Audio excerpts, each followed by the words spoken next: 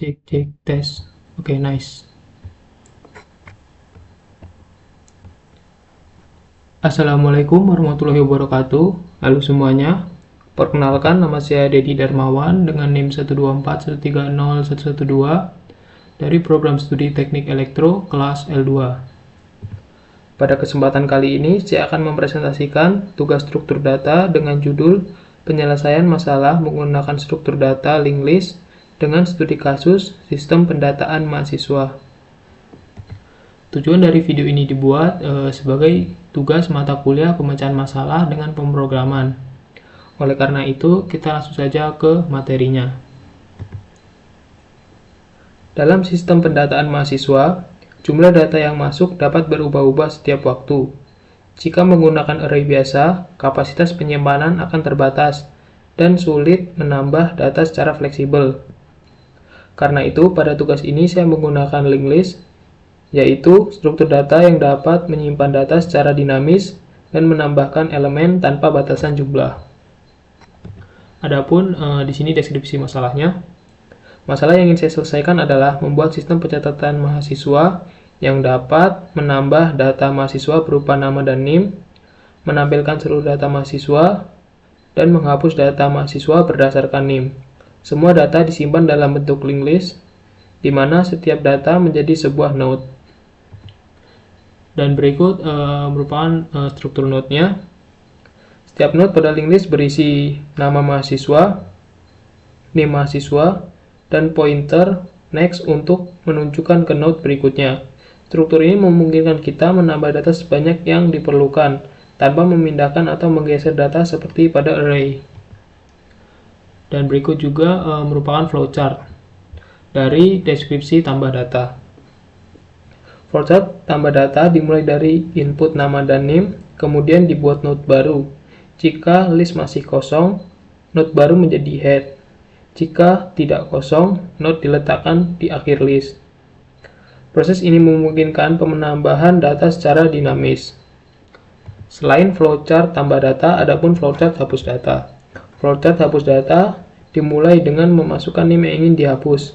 Program mencari apakah NIM tersebut ada di linked list. Jika berada di head akan dipindahkan ke node berikutnya. Jika berada di tengah atau di akhir, pointer dari node sebelumnya akan diletakkan ke node sesudahnya. Setelah itu, node dihapus dari memori.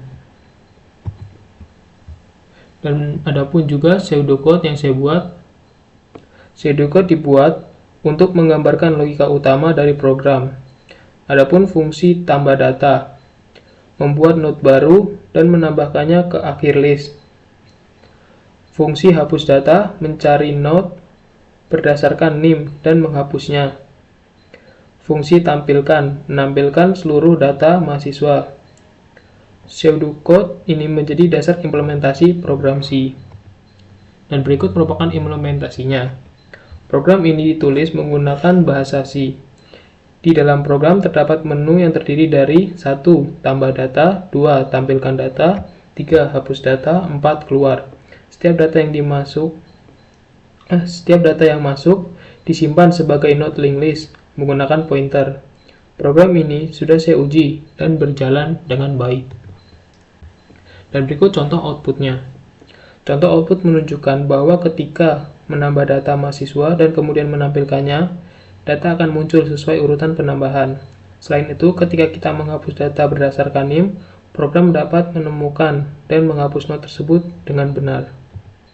Sebelum saya tutup, saya akan mencoba merunning code yang ini di online GDB. Oke, berikut program yang sama yang tampil pada slide presentasi yang tadi saya presentasikan. Di sini saya menggunakan bahasa C dan langsung saja kita running. Oke, di sini output menunjukkan menu data mahasiswa sesuai yang tadi saya jelaskan pada slide presentasi. Yang pertama ada tambah data, yang kedua ada tampilkan data, dan yang ketiga ada hapus data, dan keempat ada keluar data. Kita coba untuk menu yang pertama, yaitu tambah data.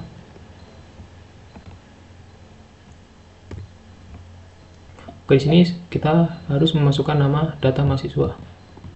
Contoh Dedi.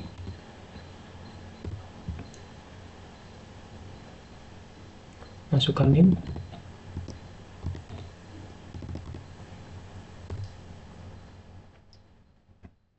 Oke, data berhasil ditambahkan.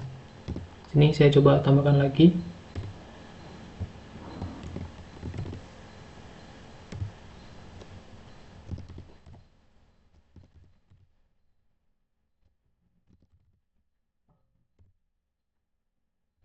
Oke, data berhasil ditambahkan.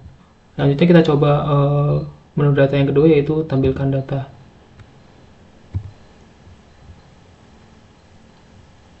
Oke, di sini data berhasil ditampilkan, yaitu nama Dedi dengan NIM akhir 112 dan Afif dengan NIM akhir 100. Kemudian kita coba untuk hapus data dengan nama Dedi. Kita pilih opsi ketiga. Kita masukkan NIM-nya.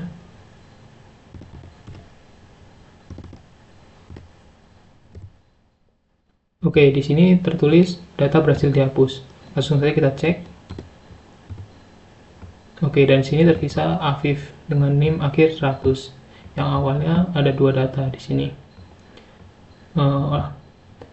Maka dapat disimpulkan dengan ini program berjalan sesuai dengan output yang diharapkan. Selanjutnya kita coba opsi keempat untuk menyelesaikan program ini. Oke, program selesai.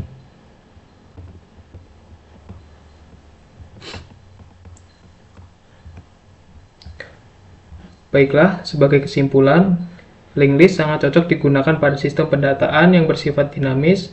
Struktur data ini memungkinkan penambahan dan penghapusan data tanpa batasan ukuran dan tanpa memindahkan elemen lain. Demikian presentasi yang saya dapat sampaikan. Mohon maaf apabila ada salah kata ataupun kekurangan. Saya akhiri. Wassalamualaikum warahmatullahi wabarakatuh.